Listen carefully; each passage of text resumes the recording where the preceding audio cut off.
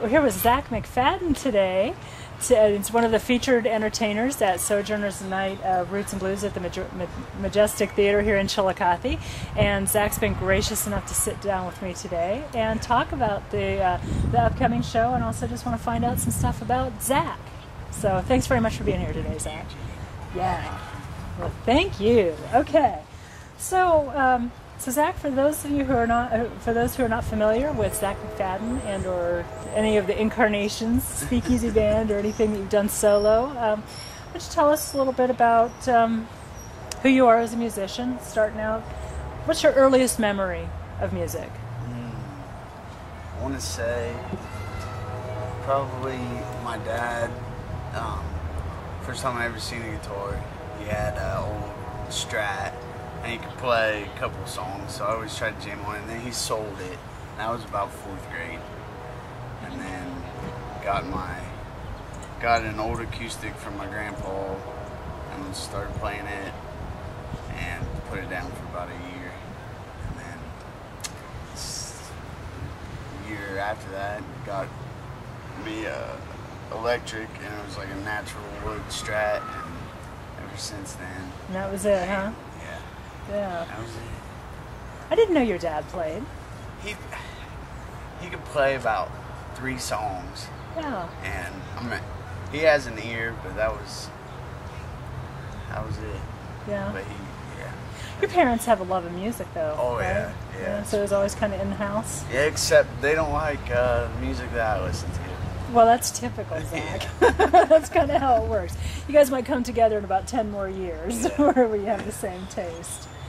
So, why did you want to play music?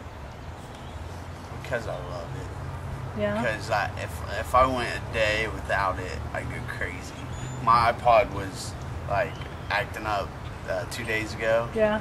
I was going nuts because I couldn't play my music. It was, the only other place I had all of my music was on my computer, and I'm not by the computer that much, so I was going nuts. If I didn't have it, I'd be a mess. Yeah. Total mess. I'd be drunk all the time. So you like to listen to it, like to play it, just got to always have it? Has it always been that way for you, Zac? Yeah, it has. Yeah. And, yeah, I owe so much to music. It's got me through everything. Yeah. So, do you remember when you were first starting to play, do you remember the first song that you learned how to play? Yes, the first song I learned was Tears in Heaven by Eric Clapton. It was the wrong song to pick because that thing was tough. Yeah. And so then I was about halfway, figured that song out, and started up on this P. Yorn song, and that one was a little easier because it's just D-A-G.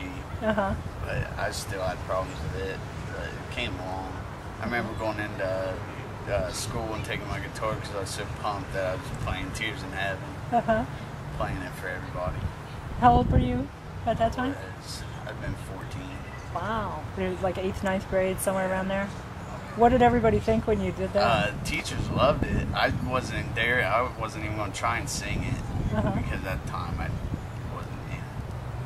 And I played it for everybody. Everybody liked it. They were trying to get me into the talent show, but I was in 8th grade, so I couldn't do it. And I probably wouldn't have been comfortable doing it anyway, so I just use that as my excuse. That's a good excuse. That's always a good excuse. So, when did you actually start to write your own songs? It was about that time. Right around. I had one of my best friends would write little poems, and then I started writing, and we'd write. I usually wrote all my songs in class. I was still learning stuff with it. It was mostly at school, and turned into a writing machine, and haven't stopped. It's been non-stop. Speaking of being a writing machine, let's put a number. How many songs do you think you've written over the years? In this last year, it's probably been the least I've wrote. I want to say I probably wrote about 100 the last year. 100 in the last year, that's the least. I was thinking about that, and I know I got a stack about that big, and then that's the little stack. I probably got about 4 or 5 other ones, so I'm guessing at least 600 to 800. Wow. Because I got 160 odd, 160 something recorded. And those are songs that I kind of liked. So, and all the other ones just sitting there. Yeah.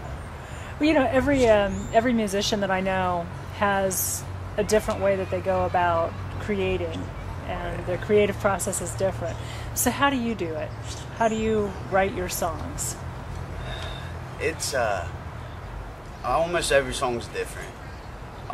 Sometimes I'll figure out a riff or figure out a chord progression I really like, and I'll write to it.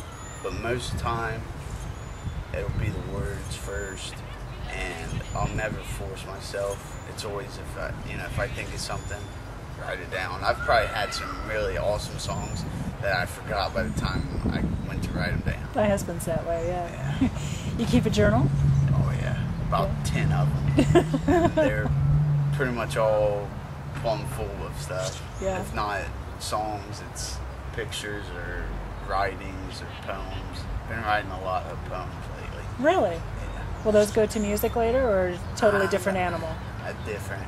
Yeah? Different. A lot, probably about books full. Oh, yeah. Like a Cool collection. yeah, that would be cool to do, wouldn't it? Yeah. The wheels are turning. Oh, yeah. That's awesome. That's awesome.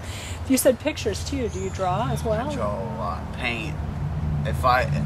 Music and painting. If I didn't have that, I'd be lost. I probably have at the house right now 12, 15 paintings that I've done in the last year, and then 10 of them that's not there that I gave to somebody or something, and that's just the last year. I love painting.